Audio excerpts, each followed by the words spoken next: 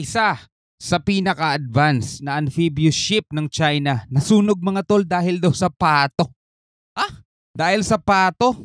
So ito ang ating panonoorin mga kapatid mula kay John Reps. At syempre huwag niyong kalimutan mag-subscribe sa kanyang YouTube channel. Nakalagay po ang link sa ibaba. So wag na natin patagalin pa, panoorin na natin to dahil sa pato, no?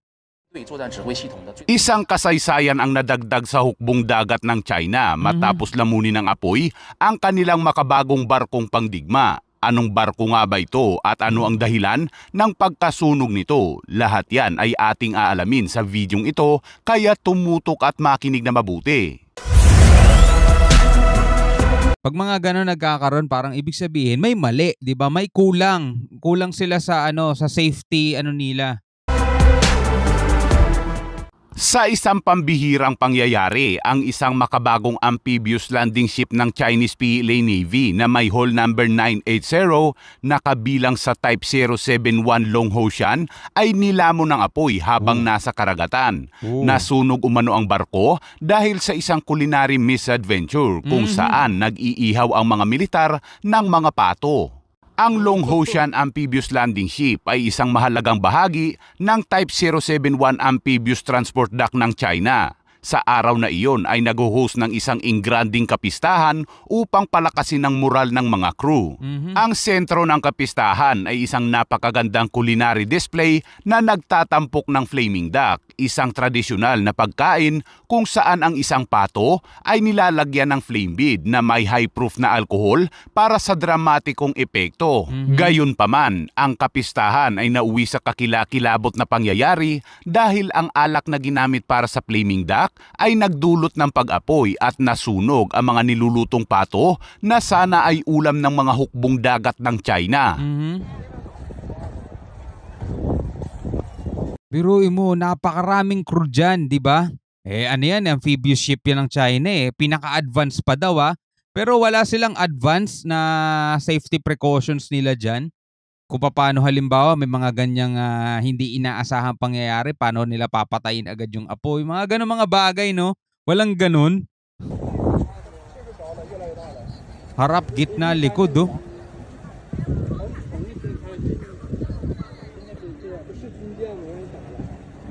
Mabilis na lumaki ang apoy at hindi kinayang apulahin agad. Sa kabila ng agarang pagresponde ng mga tripulante, ay mabilis na kumalat ang apoy na umabot sa mga hakbang sa kaligtasan ng barko. Ang Longhosian Landing Ship na kilala sa pagiging sopistikado nito sa teknolohiya at lakas ng hukbong dagat ay nasira sa hindi inaasahang pangyayari. Sa kabalintunaan ng isang sasakyang pangdagat ng China ay isang spotlight sa mga hindi pangkaraniwang panganib na kasama sa mga pagdiriwang ng mga tradisyon ng militar ng China. Sa ngayon ay tiniyak ng China na isasagawa ang isang masusing pagsisiyasat habang ang mga detalye ng pinsala at anumang potensyal na casualty ay nananatiling hindi kumpirmado. Ang tinatawag na flaming duck disaster na ito ay dagdag sa kasaysayan ng hukbong dagat ng China. Dagdag nga sa kasaysayan nila dyan. Biruin mo, no? Isang advanced ship ng China nasunog dahil sa isang flaming duck, mga tol. 'Di ba? Hindi pa sumasabak 'yan. Hindi pa sumasabak 'yan, mga tol. Nasunog na agad ng ganun.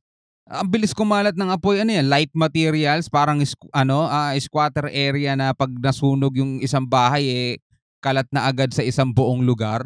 'Di ba? Ganun kahina, no? Tuloy natin. At sa ibang balita naman mga kabayan, mula sa base militar ng US sa Japan ay lumipad ang P-8 Poseidon upang mag-ikot sa West Philippine Sea.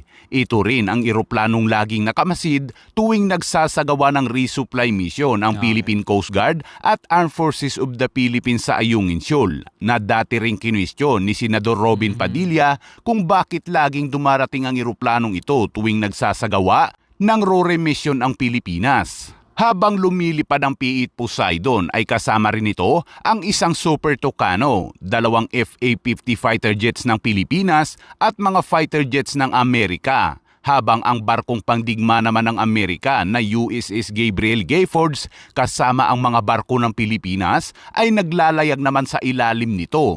Wow. Wow. Angas naman itong barkong to.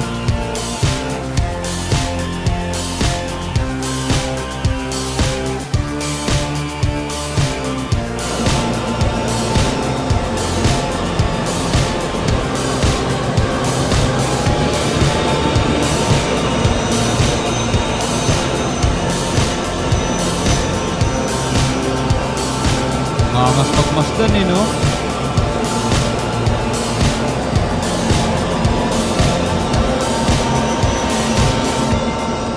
Bagamat may mga namataang eroplano at barko ng China sa lugar, Siyempre. ayon sa mga crew ng PE Poseidon, ay hindi naman daw nagbalak na lumapit, mangharang o manggulo ang mga ito sa pinagsanib na puwersa ng Amerika at Pilipinas. Ayon sa mga Amerikano, ay lagi naman silang nakahandang harapin ang kahit anumang tangkang panggigipit ng China. Possible contingency. So whether that be an intercept or any kind of activity at sea, we just make sure that we're prepared for it in the event that anything does happen, and we try to conduct ourselves in the most professional way possible in accordance with our international norms and standards that we have. Nauna nang sinabi ni Pangulong Marcos na makakatulong ang Joint Patrol sa pinagsamang pagbabantay sa interes ng Pilipinas at Amerika. At eto na nga mga kapatid, no, yung US and Philippine Joint Patrol ay inalmahan daw yan mga tol. Hindi pa kasama rito sa balitang napanood natin kay John Reps Pero may napanood akong balita kasi sa TV5, no, sa UNTV at sa iba pang mainstream media outlet, no, na umaalma ang China, no, dito sa ginagawang joint patrol ng US at saka ng Pilipinas, mga tol. Umaalma mga kapatid, no. Isipin nyo kung ano yung mga pinagagagawa ng China, mga tol.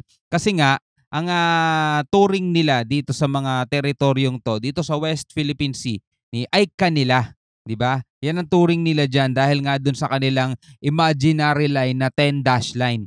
Na kung tutuusin mo, o talagang hindi ko tutuusin labag kasi mga tol. Labag talaga yan sa international law. 'Di ba? Kaya nga nagkaroon ng UNCLOS, 'di ba, noong 1981, 1982. Permado nila 'yon para mawala yung conflict. Kasi syempre yung karagatang yan nasa gitna. Tapos may mga nakapaikot diyan na mga bansa. Kung walang batas na magre-regulate diyan mga tol, kanya-kanyang sakupan 'yan, 'di ba? Kumbaga naglagay ka ng isang free soil diyan sa gitna, di kanya-kanyang bakod ng mga tao diyan, palakihan ng bakod. So nagkaroon diyan ng international law, yung UNCLOS mga tol, at 'yan ang magre-regulate, 'di ba? At sinabi nila nakapaloob sa 200 nautical miles ng isang bansa yung kanyang exclusive economic zone. Pumirma ang China doon pero hindi nila kinikilala yung mismong pagpirma nila mga tol. Ang gusto nila yung kabuuan na yon kanila lang. 'Di ba? Imagine mo no, yung isang bansa ka tapos ang daming bansa, ang dami mong kapitbahay pero gusto mo lahat sila alisan ng karagatan. Gusto mo sayo lang yung buong yon at gumawa ka pa ng imaginary line mo na 10-dash line. O imagine mo yun. Kaya ngayon nagkakaroon ng mga ganitong klaseng claim, ganyang klaseng tunggalian no, sa karagatan. Hindi pa naman umaabot doon sa gera. No? Sana wag umabot doon. Pero nung ginagawa ng China kasi yan, patuloy silang nagtatayo ng kanilang mga artificial island. Yung mga island na malapit dito sa atin ay pinagsasakop nila, di ba? Ngayon, kumilos ang kumilos ang ating gobyerno lalo na nung nagkaroon ng standoff dati noong 2012 dito sa may Scarborough Shoal, 'di ba? Kumilos ang gobyerno natin diyan, nagpasa sila doon sa dahig at nanalo ang Pilipinas doon sa natin, pinasa natin na claim natin. At nanalo nga tayo doon ng 2016, meron tayong arbitral ruling na nagsasabing walang bisa yung claim ng China at napanigan tayo ng korte. Pero doon umaalma rin ang China at hindi nila kinikilala yon mga tol. Kaya magpahanggang ngayon, nandito tayo. Every time na meron tayong resupply sa mismo naman nating teritoryo sa Ayungin Shoal, hinaharang tayo, hinahabol tayo. Kasi nga titigas ng mga mukha nitong mga inchik na to. No? Ikaw bilang isang Pilipino mga kapatid, ano masasabi mo? Anong masasabi mo rin doon sa sinasabi nilang pinaka-advanced daw na ship na dahil nga dun sa sunog na pinagmulang sunog nung pato no nasunog yung barko nila no, paano naging advance yun? Wala nga silang pampatay ng apoy doon na mula dun sa niluluto. Paano pa kaya pag sumabak na yun, di ba? Halimbawa tamaan ng missile yun, di lubog na agad yun, no? Ganun pa lang advance advance sa kanila yan, no? Well, anyway, comment ka na lang sa baba mga kapatid, ano masasabi mo dito sa video to? Comment ka sa baba. Hanggang sa muli, ako nga pala si Shobaldi. Peace out.